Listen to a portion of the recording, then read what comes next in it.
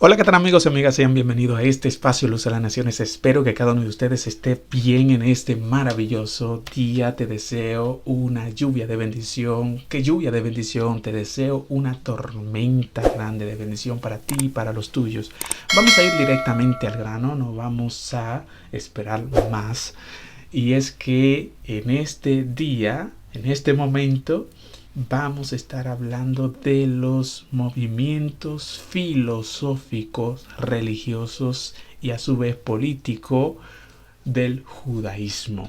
Ya hemos dicho anteriormente que el judaísmo no es una religión estática, o sea que lo que creían en el siglo I o de la manera que creían, creen ahora en el siglo XXI, sino que el judaísmo es una religión dinámica y por ser dinámica a su vez trae también ideología distinta, pensamiento distinto y distintas comunidades se van a formar o van a nacer distintas comunidades. El judaísmo del siglo o del templo primero de Salomón, el primer templo, no es el mismo judaísmo del segundo templo de Salomón. El judaísmo, vuelvo y reitero, ha ido evolucionando, ha ido quizá añadiendo cosas, sí, ha ido desarrollándose según el pasar del tiempo. ¿Por qué? Porque hay cosas que quizá en el judaísmo yo lo he visto que has quedado obsoleto, no sirve en este tiempo. Por lo tanto, evolucionar sin perder la esencia, que eso es lo primordial para ello quizá. Eso también ha pasado con el cristianismo. Hay personas que creen que el cristianismo de hoy, siglo XXI, es el mismo que el cristianismo del siglo I. Y lamentablemente quiero decirte que no es así. En el cristianismo tenemos muchas variantes, muchas ideologías distintas, muchas interpretaciones distintas del mismo libro que todos utilizamos llamado la Biblia. Por ejemplo, no es lo mismo cómo interpreta la Biblia un testigo de Jehová que un pentecostés. No es lo mismo el bautista que un católico. Por lo tanto, tenemos la misma Biblia, la misma escritura, sí, pero con diferentes variantes y esta vez diferentes interpretaciones de las escrituras. Y así sucesivamente, ¿no? Catolicismo tiene muchas ramas, ¿no? Del catolicismo, el cristianismo universal, quiere decir, pues ahí nace mucho o salen de ahí y nace pues el protestantismo, etc, etc. Por lo tanto, esa ideología de que nosotros en el siglo XXI el mismo cristianismo del siglo I, pues lamentablemente quiero decirte que no es así, ¿sí?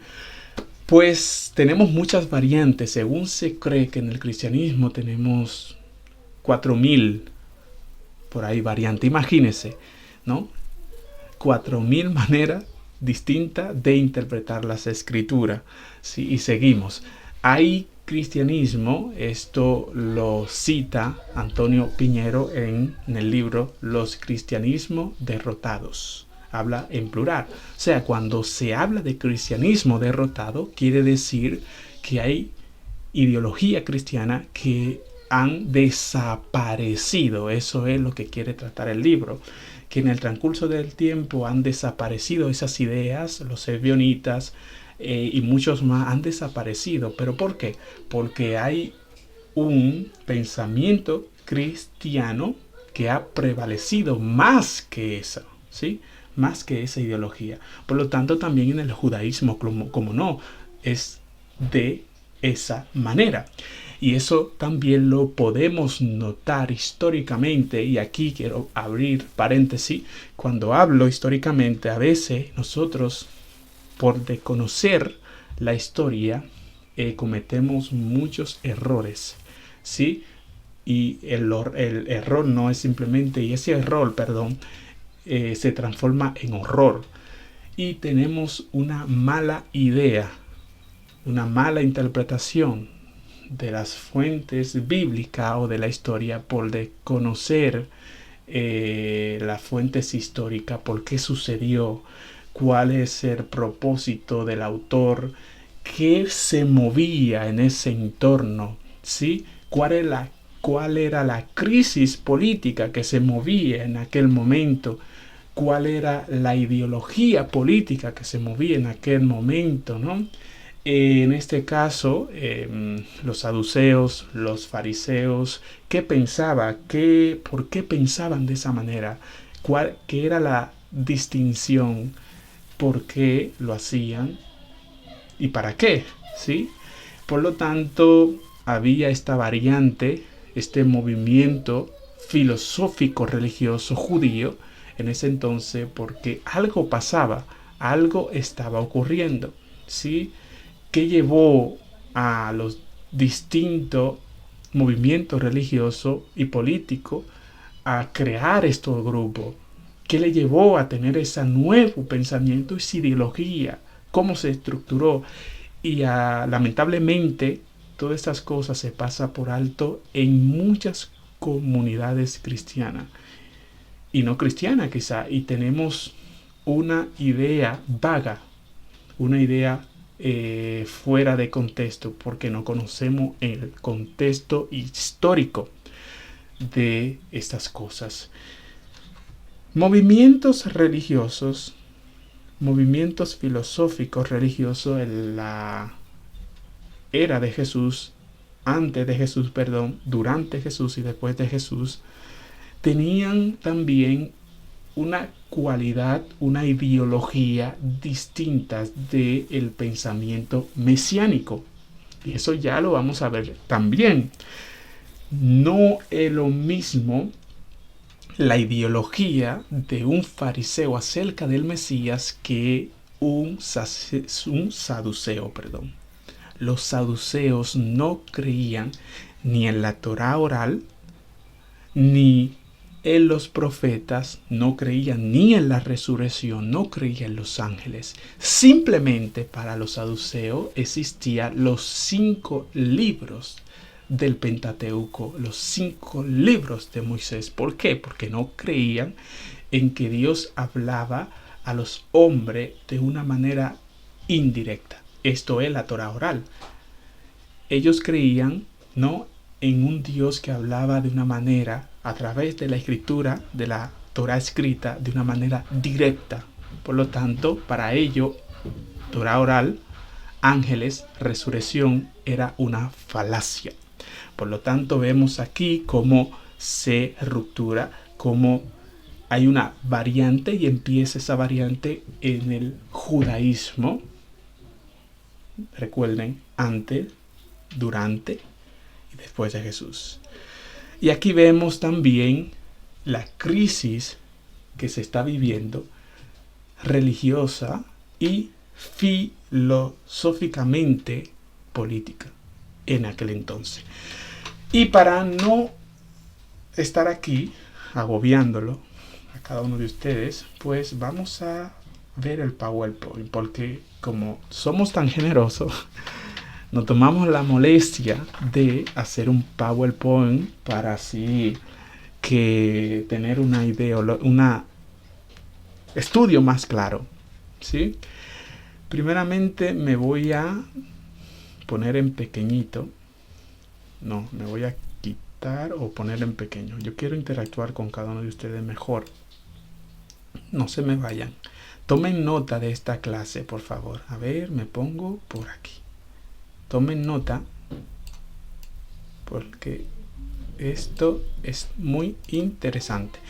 Bueno, primeramente, ¿a dónde empieza a formarse estos grupos? Anteriormente en la Biblia existieron 4 exilios. Los judíos fueron llevados al exilio. Primeramente vemos el reinado del norte, ¿no?, cómo es llevado al exilio. Los asirios deportaron al reinado del norte. Ya más adelante los babilónicos o el imperio de Babilonia se llevaron consigo deportado a Babilonia al reinado del sur. Esto fue profetizado, según dice las escrituras, por Jeremías, ¿no? Isaías quizá también tuvo intervención de esta profecía o profetizó acerca de esto, pero más Jeremías.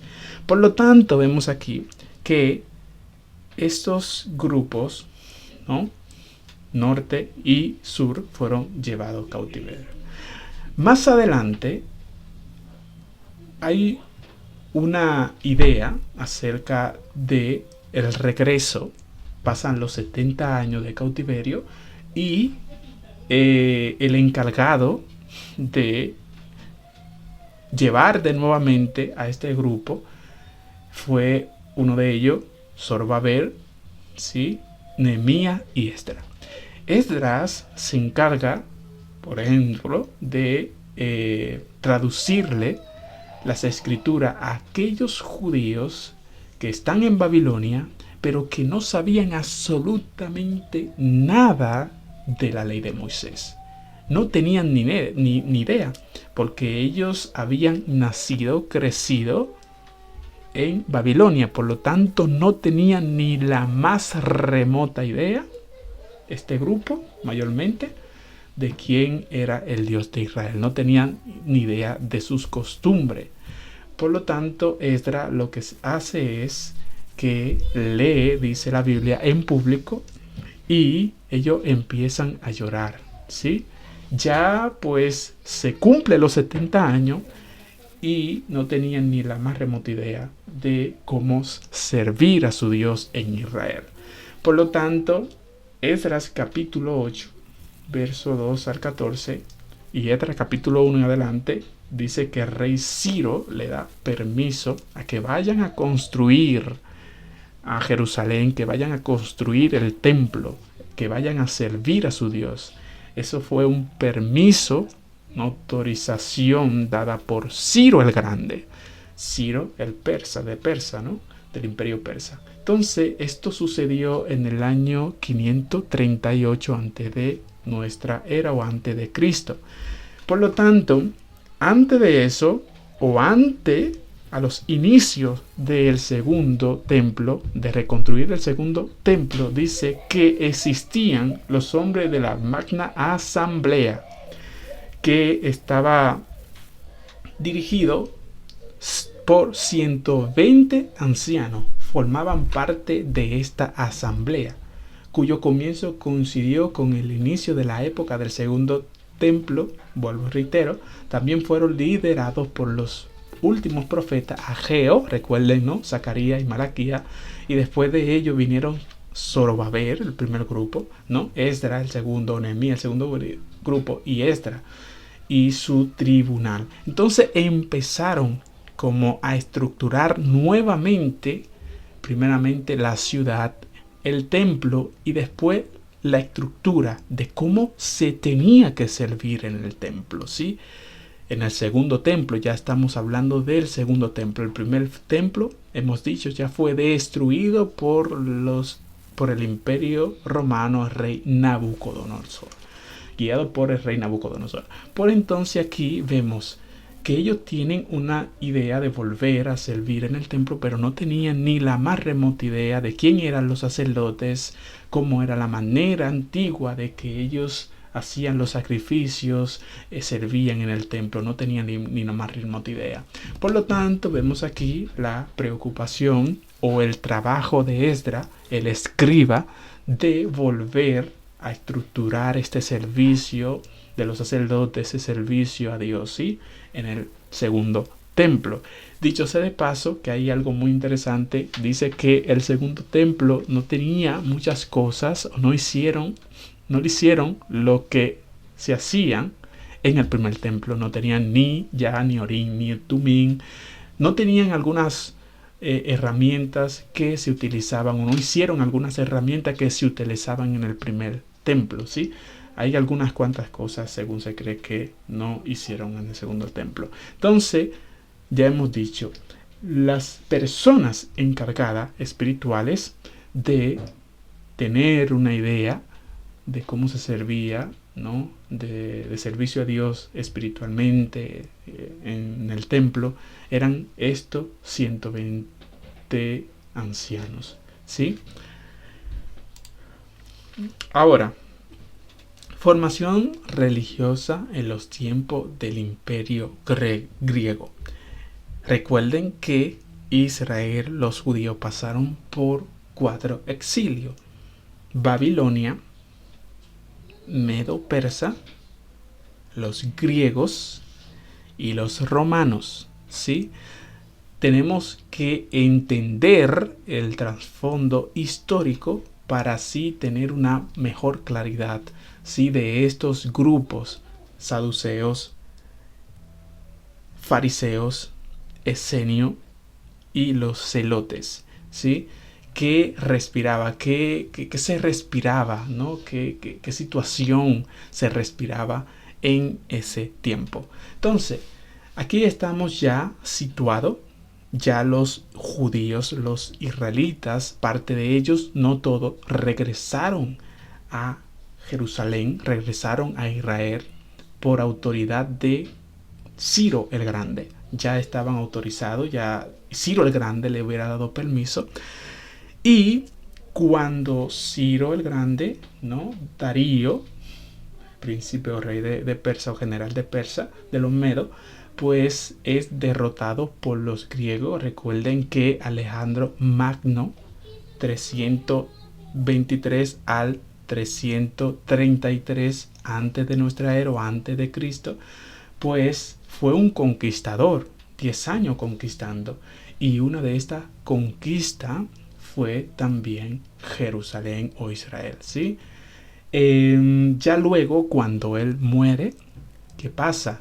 Aquí vemos una profecía a Daniel en la visión, en los sueños que él tenía, que habían 10 cuernos. Recuerden esos 10 cuernos. Y estos 10 cuernos representaban el imperio de los griegos, o sea, el imperio que conquistó Alejandro Magno. Cuando él muere, es repartido por los 10 generales principales de él, ¿sí? Y para no decir los 10 generales, voy a decir 2, que uno se quedó con la tierra de Egipto. Recuerden que Alejandro Magno conquistó la tierra de Egipto y los asirios, y este emperador era Ptolomeo. El otro que se quedó más al norte de Israel, los asirios, recuerden, era Epífano, ¿no? Epífano, el emperador de los Seleucidas, ¿sí?, el imperio Seleucida, pues ahí empieza a levantarse los famosos macabeos. Y esto está en Primera de Macabeos, capítulo 1, que lo tengo por aquí, ¿sí? Primera de Macabeos, capítulo 1, verso 10, ¿sí? El imperio Seleucidas, o el emperador Epífanes, tenía una ideología de gobernar que era helenizar.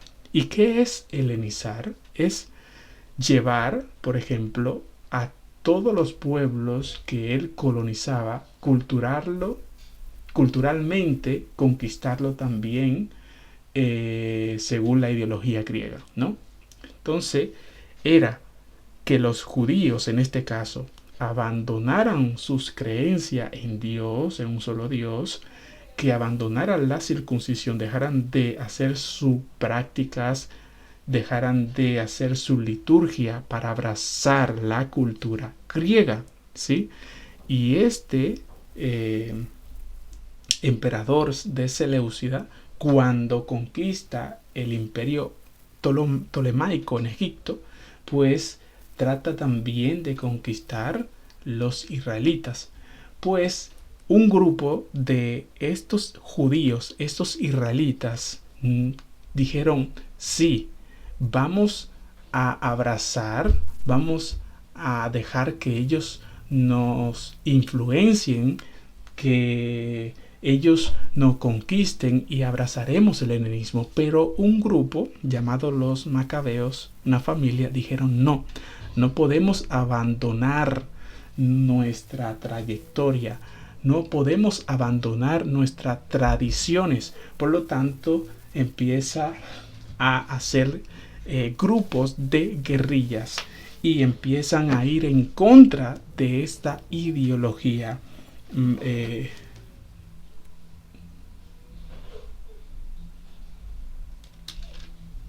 Por ejemplo, en Primera de los Macabeos, capítulo 10, capítulo 10 no, versículo 10. Dice, de ellos surgió un renuevo pecador, Antíoco Epífanes, hijo del rey Antíoco, que había estado como rey en Roma. Subió al trono el año 137 del imperio de los griegos.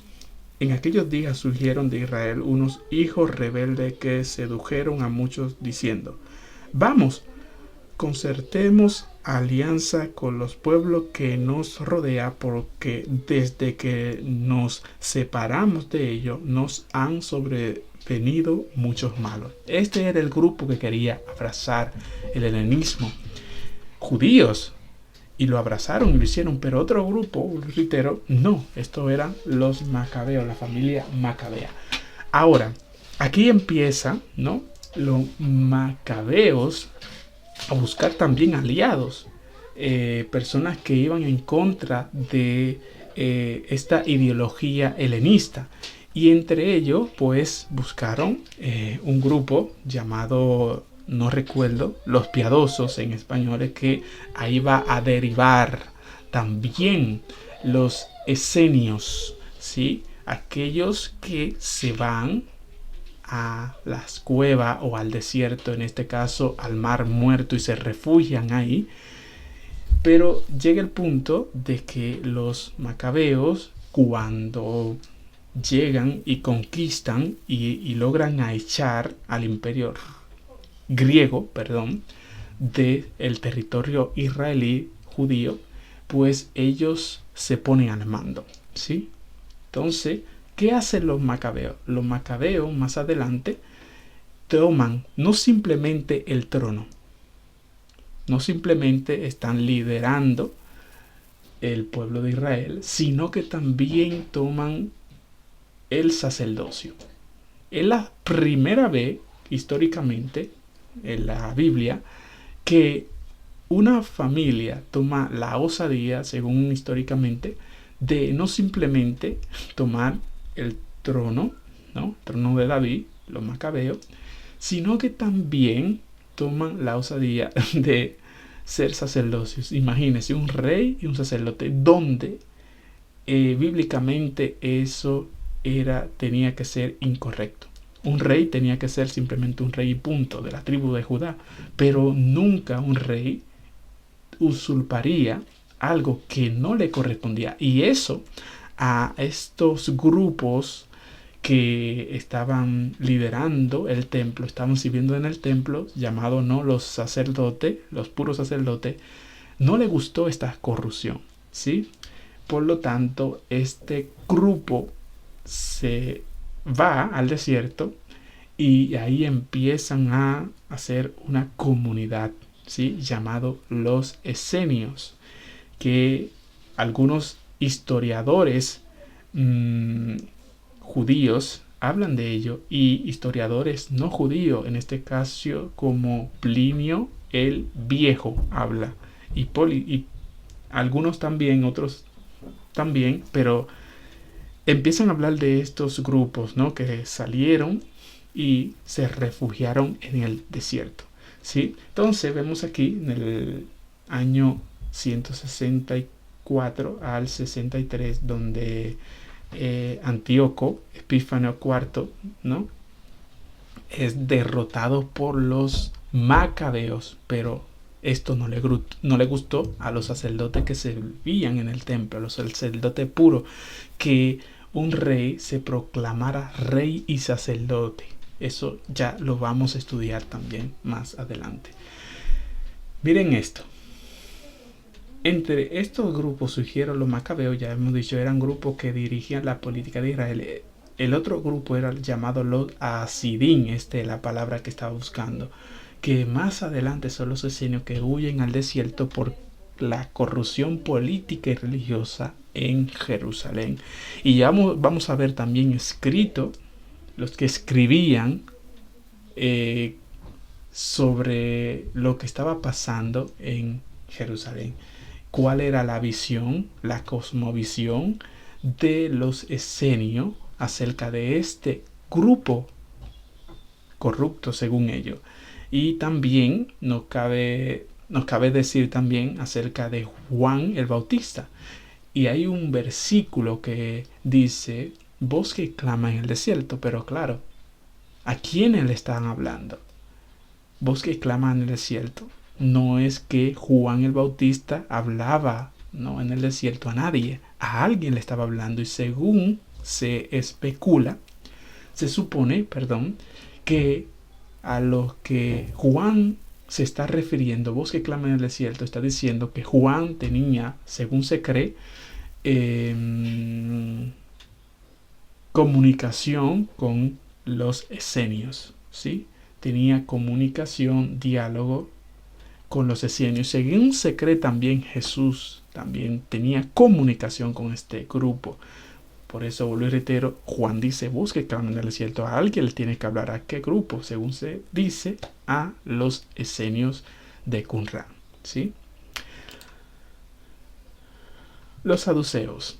El origen de los saduceos probablemente se remota a la protesta de muchos sacerdotes cuando en el año 175, recuerden, se interrumpió el ejercicio y la sucesión legal del sumo sacerdote en el templo de Jerusalén. ¿Qué quiere decir esto?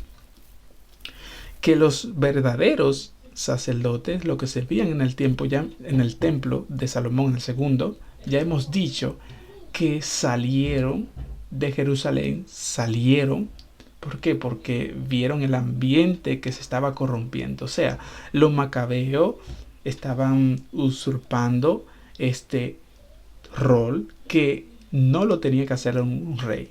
Sí, el servicio al templo. Ningún rey se había declarado rey y sacerdote a la vez. Entonces los macabeos toman esa sabiduría. Y no simplemente eso, que más adelante lo que hacen los macabeos cuando están en el trono, los herodianos también, los amonitas, como ustedes lo quieran llamar, los amonitas, sí, como ustedes lo quieren ver.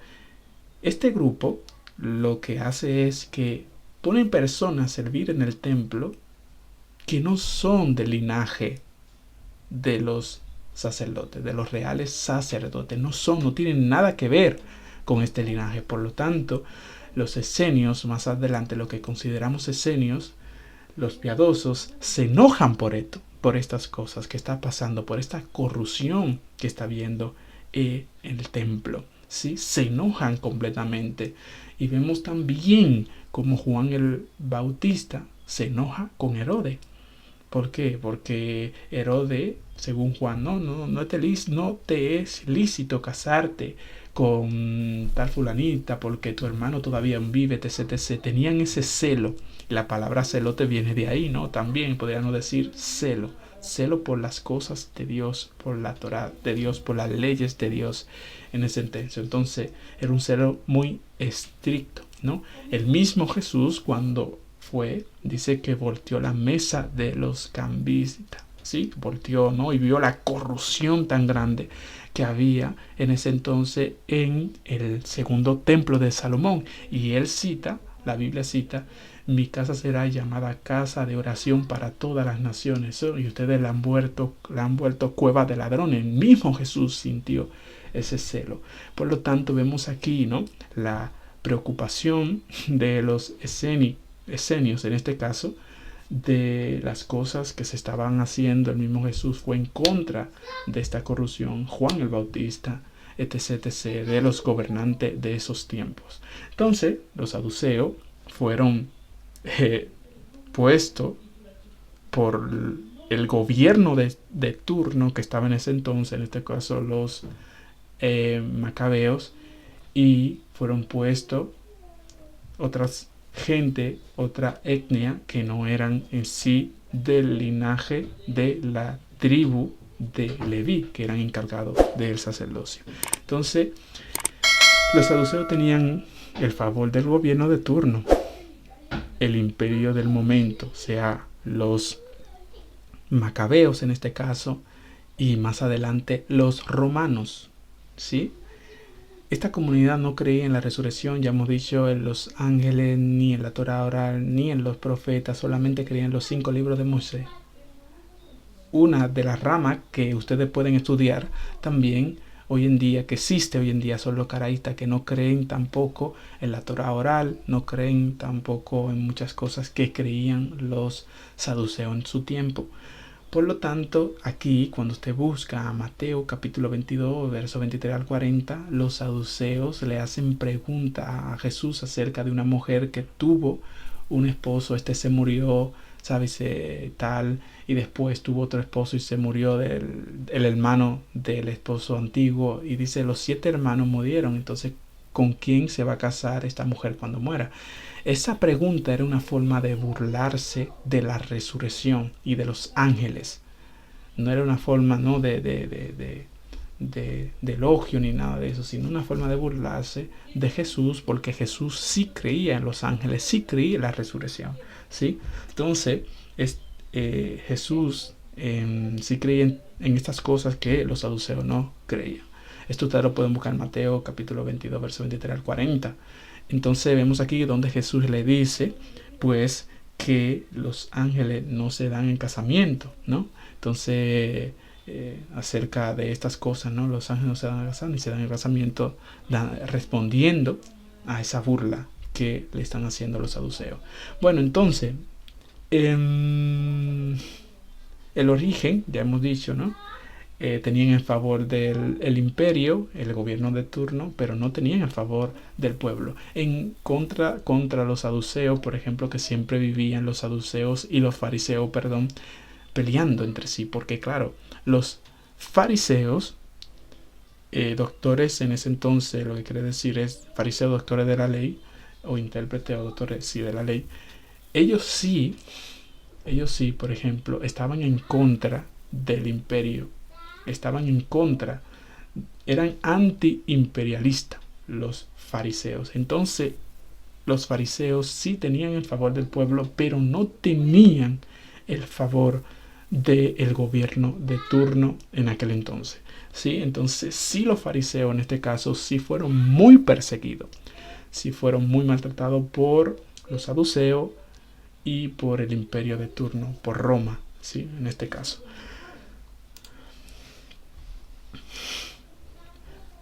Y vemos aquí otra vez los esenios, ¿no? Tras la revuelta macabea, año 160 al 159 a.C., que habían apoyado, pero cuyos resultados finales no compartieron, estos fueron los macabeos y los esenios, se retiraron al desierto para preparar el camino del Señor bajo el mando de un líder, el maestro de justicia. Un líder, el maestro de justicia, lo guía porque, vuelvo y reitero, la ideología que tenían los grupos filosóficos religiosos en ese entonces eran distintas. La ideología, el pensamiento, la interpretación del Mesías era distinta, no era igual. Por ejemplo, ya hemos dicho, los saduceos no creían en el Mesías.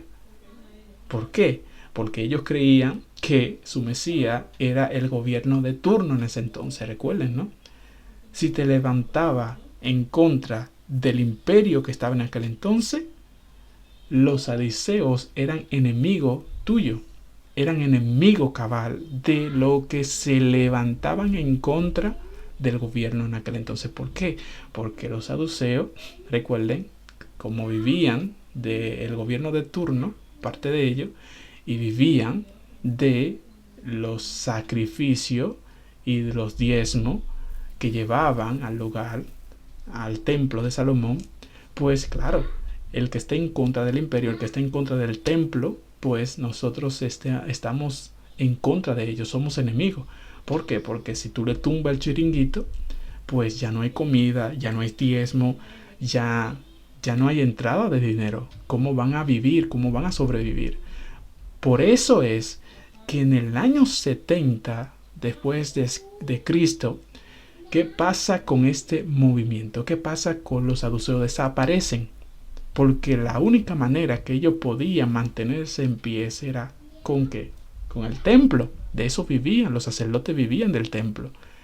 Fueron sustituidos por los saduceos más adelante, que eran usurpadores, no le correspondía, tiranos, ¿no? No le,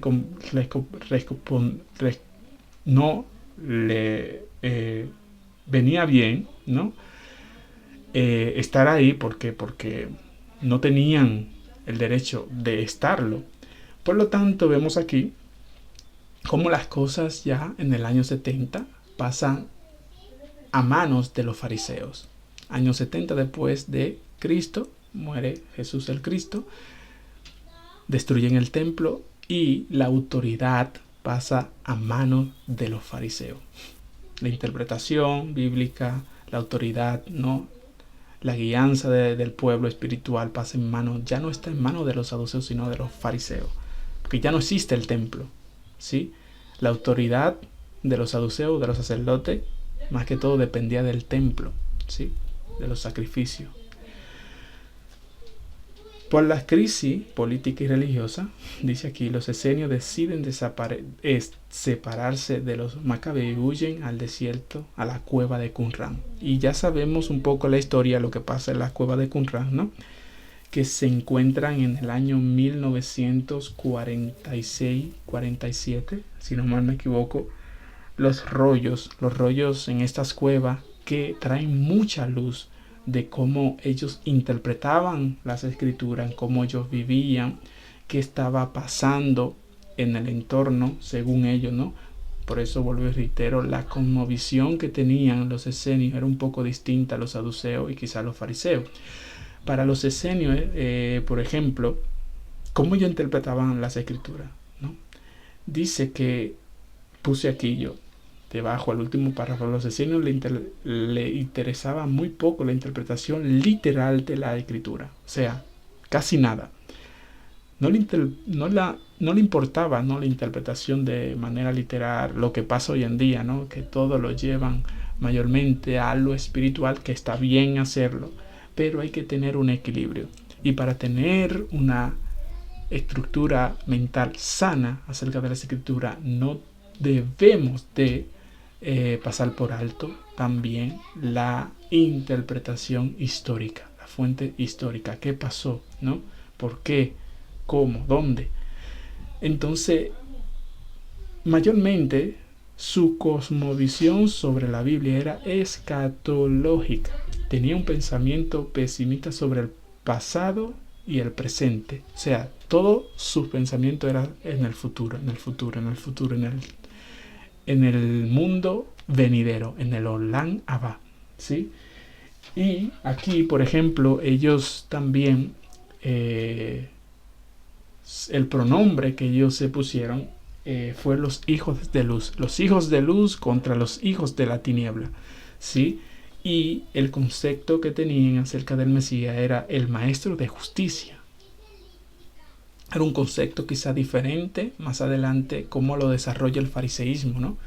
Entonces el maestro de justicia, aquel que lo va a guiar, aquel que le va a dar también la victoria espiritual, y va a venir con un ejército de ángeles, ¿no? Y ellos veían tenían una interpretación muy dual acerca del mundo venidero, la escatología.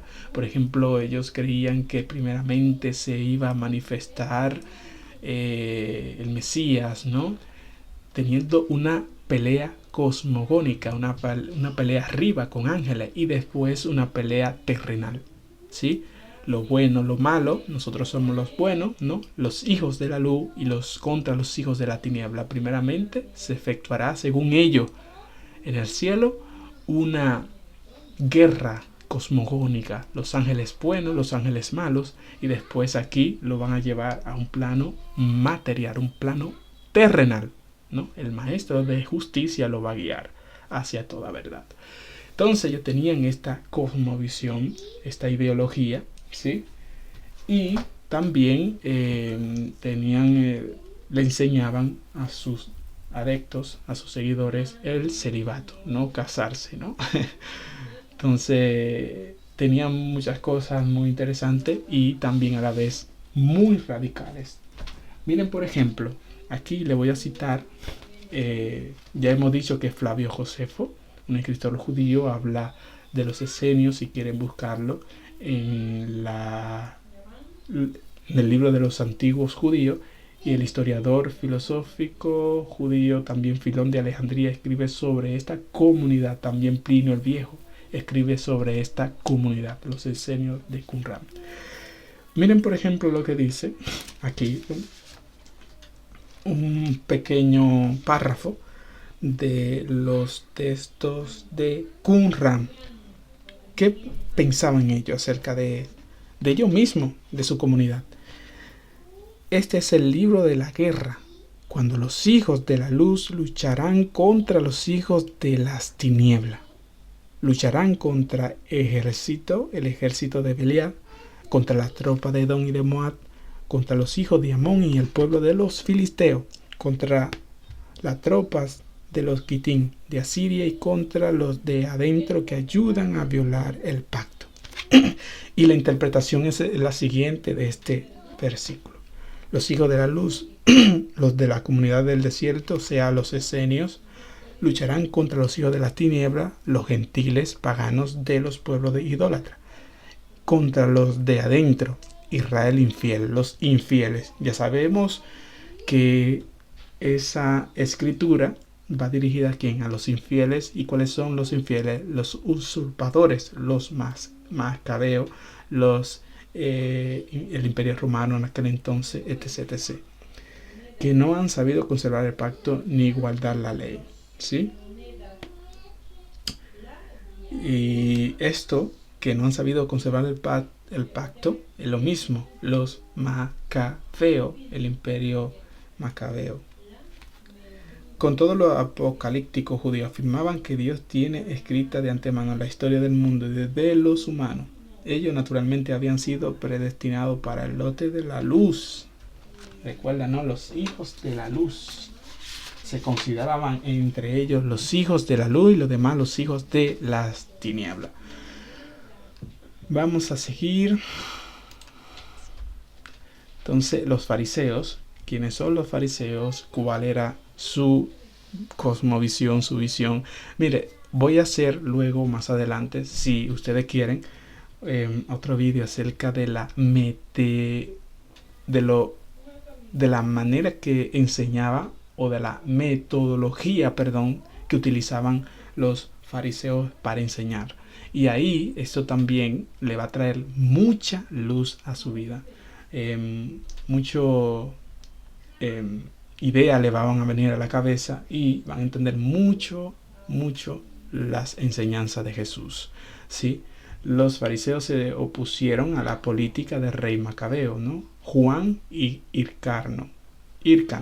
Juan Hyrcano es uno de los descendientes, ¿no? de los macabeos, que tampoco quizás no le correspondía, el sacerdocio, ejercer el sacerdocio en el templo. Por lo tanto, dice quien estuvo apoyado por los saduceos. Pues Juan Hyrcano fue también, yo creo que fue el primero que se declaró rey y sacerdote a la vez, donde eso bíblicamente le era prohibido a un rey declararse automáticamente el rey y sacerdote. Eran dos cosas, ejercer los dos papeles. Dice aquí en el 76 al 67 a.C. rehabilitó a los sacerdotes fariseos y lo hizo parte del Sanedrín o Senado judío. Esto lo hizo Alejandra Salomé Alejandra Salomé, que fue esposo de Alejandro Janea. Alejandro Janea también persiguió a los fariseos, pero tuvo lo que está diciendo esta época del 76 al 67, Alejandra Salomé, esposa de este personaje, de Alejandro Janea, pues apaciguó un poco y se inclinó más a los fariseos, ¿no? Al intelecto de los fariseos, a la enseñanza de los fariseos. Y pues encontraron más favor, encontraron un refrigerio los fariseos cuando Alejandra Salomé reinó, ¿no? Tras la destrucción del segundo templo en el año 70 después de Cristo, el movimiento fariseo revolucionó para convertirse en la base litúrgica y ritual del judaísmo rabínico. Aquí vemos de nuevo, cuando desaparece el templo, también desapareció consigo la ideología que saducea, porque los saduceos dependían de quién, del templo, ¿sí? La ideología de ellos dependían del templo. Entonces los fariseos estaban en contra de los imperios que esclavizaban al pueblo de Israel. El conflicto entre el fariseo y saduceo tuvieron lugar en el contexto de conflictos sociales y religiosos más amplios entre el judío, que se vieron empeorados por la conquista romana, ¿sí? Entonces vemos aquí, ¿no? Siempre está debate, esta ruptura de estos movimientos de fariseos, saduceos, en parte los esenios, etc, etc. ¿Por qué? Porque cada quien tenía una cosmovisión, una idea, podríamos decir, distinta políticamente y religiosamente. Unos estaban en contra del imperio, del gobierno de turno. Estos son los fariseos, los esenios, y estos estaban a favor del imperio romano o los macabeos. Estos son los saduceos.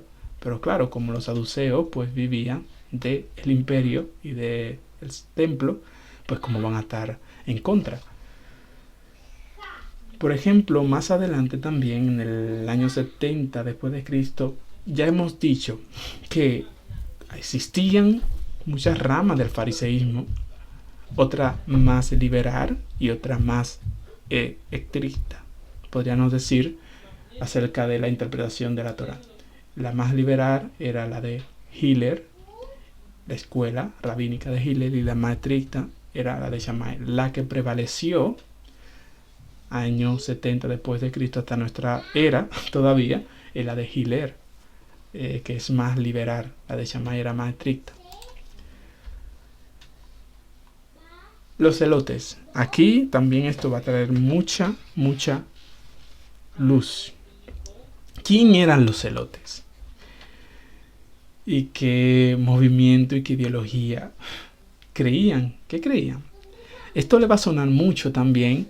Un discípulo de Jesús, o dos de ellos, uno era Simón el celote, Lucas capítulo 6, verso 15, y Judas Iscariote, que según se dice es Judas el sicario. Y es que los celotes creían en el Mesías político o militar. Creían que ese Mesías, cuando se iba a manifestar, iba a tener un rol más que todo político, pero más que eso era militar. O sea, iba a venir el Mesías, según los celotes, y por medio de espada, por medio de armas, iba a sacar a sus enemigos de territorio israelí o judío. Sí, esa era la cosmovisión que tenía acerca, o el pensamiento acerca de el Mesías.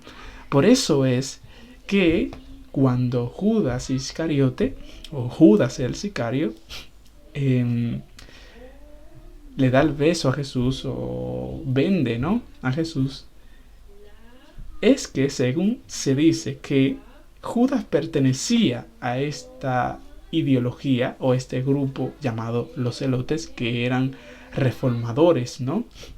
Revolucionados, no reformadores, revolucionarios de su época. Entonces, aquí vemos el crucigrama de la Biblia, cuando Judas Iscariote, ¿no?, traiciona al maestro, porque lo que quiere decir, no me cabe en la cabeza un Mesías espiritual. En mi cabeza, como soy celote, ¿no?, revolucionario, yo creo un Mesías, pero un Mesías que viene a revolucionar las cosas, o sea, con espada, militarmente va a sacar. No le cabía en la cabeza a un Mesías. Eso pasó también con parte de los apóstoles de Jesús, cuando la mamá de Juan y de Jacobo va y se presenta a Jesús. Ustedes conocen esa historia. Y dice: Señor, haz que uno de mis hijos se siente uno a tu derecha y uno a tu izquierda. Porque tenían una ideología política del Mesías. El Mesías davídico, o el Mesías de la genealogía de David, era un Mesías político en sí, es verdad. Tiene toda la razón, porque Dios le dice: y de tu genealogía y de tu simiente saldrá el Mesías victorioso. Y este Mesías victorioso va a tener, ¿no?, que sacar a los enemigos de Israel del territorio israelí, siempre y cuando esto se dé, porque eso fue lo que hizo David, ¿no? Liberó a Israel, conquistó a Jerusalén de esta manera, de una manera militar, ¿no?, políticamente. Por lo tanto, no ha de extrañar que Pedro o los discípulos, alguno de ellos, ¿no?, Simón el Celote, tenía también esta ideología. Judas Iscariote tenía esta ideología de un Mesías políticamente o militarmente. Va a venir, va a entrar militarmente con sus soldados y va a sacar y va a destruir a los enemigos de Israel. Entonces, los celotes fueron un movimiento político nacionalista. Este grupo era conocido como las facciones más violentas del judaísmo de su época. Su objetivo principal era la independencia judía del Imperio Romano. Los sicarios celotes utilizaban con estrategia el territorio contra el Imperio Romano, el homicidio de civiles que a su entender colaboraban con el gobierno romano para disuadir a otros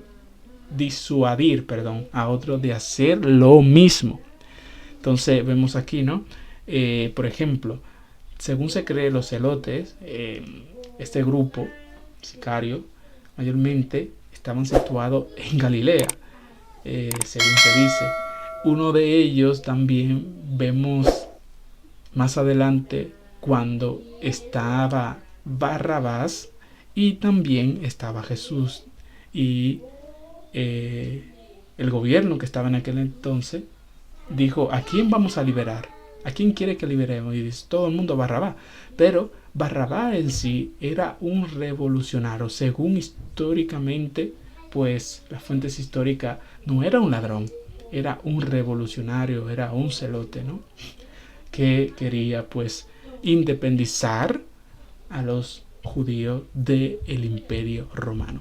Quería crear una independencia de los israelitas hacia los imperios romanos. Entonces vemos aquí cómo el pueblo coge a Barrabás, ¿sí? Otra cosa también, que por ejemplo ya hemos dicho, Simón el Celote. Hay otra también explicación acerca de por qué habla de Simón el Celote, y es que celote también significa celoso. Celoso no quiere decir que sea un matón o sea alguien rebelde, ¿no? Celoso a las cosas, a la Torah de Dios. Por ejemplo, esta palabra la utilizan más adelante. Este grupo es inspirado por los macabeos, porque los macabeos, para ellos vencer al imperio griego en su tiempo, utilizaron estas herramientas, esta estrategia de guerrilla, de atacar de esta manera a los griegos, ¿no? Entonces era una inspiración que tenían los celotes acerca de los macabeos. O sea, como los macabeos lo hicieron de esa manera, pues nosotros militarmente lo vamos a hacer así. Nos inspiramos de los macabeos para sacar de la misma manera que ellos sacaron a los griegos. Nosotros sacamos al Imperio Romano, ¿sí? Le salió mal. Años 60 después de Cristo, al 67, hubo una conspiración en contra del Imperio Romano y fracasaron. 3 intentos para independizarse los judíos del Imperio Romano, y los 4 o 3 intentos fracasaron literalmente. Uno, ¿por qué? Porque los romanos tenían una buena estrategia militar, y otra porque los romanos pues también eran mayores, tenían mejor experiencia en las armas y en la estrategia militar y política. Entonces, descrito por Josefo como aquí habla Josefo descrito por Josefo como la cuarta filosofía entre los judíos. Se le llamaba celote porque seguían el ejemplo de Matatías, recuerden, y sus hijos seguidores, que manifestaron celo por la ley de Dios cuando Antíoco IV intentó suprimir la religión judía. Primera de Macabeo, aquí ustedes lo pueden buscar en la Biblia de Jerusalén católica. Primera de Macabeo 2, 24 al 27 habla de esto, de la manera que Matatías y sus hijos pues hicieron para sacar esta ideología de helenizar a todo el pueblo de Israel y sacar a los griegos, ¿no? Tenían pues una inspiración, ¿sí?, acerca de esta historia. Otra cosa, por ejemplo, que vemos cuando Judas Iscariote ve que el reinado que plantea Jesús es un reinado espiritual, pues decide traicionarlo, según se dice, ¿sí? Decide traicionarlo porque la cosmovisión, vuelvo y reitero, de Judas Iscariote es distinta referente al Mesías que la demás ideologías que se están moviendo. 70 nos vamos al 135. La guerra de Bar Kokhba es movimiento también que se levantó en contra del Imperio Romano, ¿no? Bar Kokhba, que fue ungido por el rey Akiba, el rabino Akiba, le ungió y creían que era el Mesías, ¿sí?, aspirante al Mesías, y fracasó también, ¿sí? Rabbi Akiba dice: tú eres la estrella, ¿no?, de Jacob, y fue a la guerra y tal y fracasó, ¿no? También 135, guerra de Bar Kokhba. Pues, ¿qué más? Y nada, creo que no me salto nada. Sí, preso por el Imperio Romano. Esto es Barrabás. Más que el ladrón, era un revolucionario de su época. Se cree que Barrabás pudo ser un celote, ¿sí? Por ejemplo, también hay un grupo que habla en Hechos 5:37, habla de un tal Simón que se levantó también. Parece que este fue el primer grupo, celotes, que se levantó en forma de guerrilla, ¿no? Y fracasó. Ustedes lo pueden ver, ¿no? Simón el Galileo, dice ahí en Hechos capítulo 5, verso 37. Habla de un Simón que se levantó en contra del Imperio Romano y también fracasó con un grupo, y el grupo también de él fracasó. Hubo mucha muerte. Los celotes ya. Entonces, nada. Aquí podemos, por ejemplo, concluir. Sí, aquí concluye. Y yo me voy a poner más grande. Y ya está. Pues nada, aquí hemos concluido. A ver si más adelante lo que puedo hacer es, por ejemplo, hablar de la pedagogía y la forma que utilizaban los rabinos para enseñar, ya que existe absolutamente muchas riquezas ahí. También Jesús utilizó estas metodologías para enseñar. Jesús mismo utilizó esto. Por lo tanto, yo no interpretaba la escritura de manera todo literal, sino que las escrituras profundizaban y tenían un trasfondo, ¿sí? Y ellos, sin perder la esencia de las cosas, pues interpretaban de esa manera las escrituras, ¿no? Tardés, recuerden, ¿no?, los 4 niveles de interpretación que existe: Peshat, Dras, Remes y Sot. Entonces son interpretaciones, son estrategias que utilizan hoy día, aparte de ello, los rabinos para interpretar las escrituras. Y ya verá cuánta riqueza le va a traer. Si están de acuerdo a que traigamos esta serie de cómo interpretaban los fariseos, los rabinos de su época, la Torah o la Biblia, pues déjenmelo saber en los comentarios. Bueno, pues nada, pues me despido. Shalom, shalom.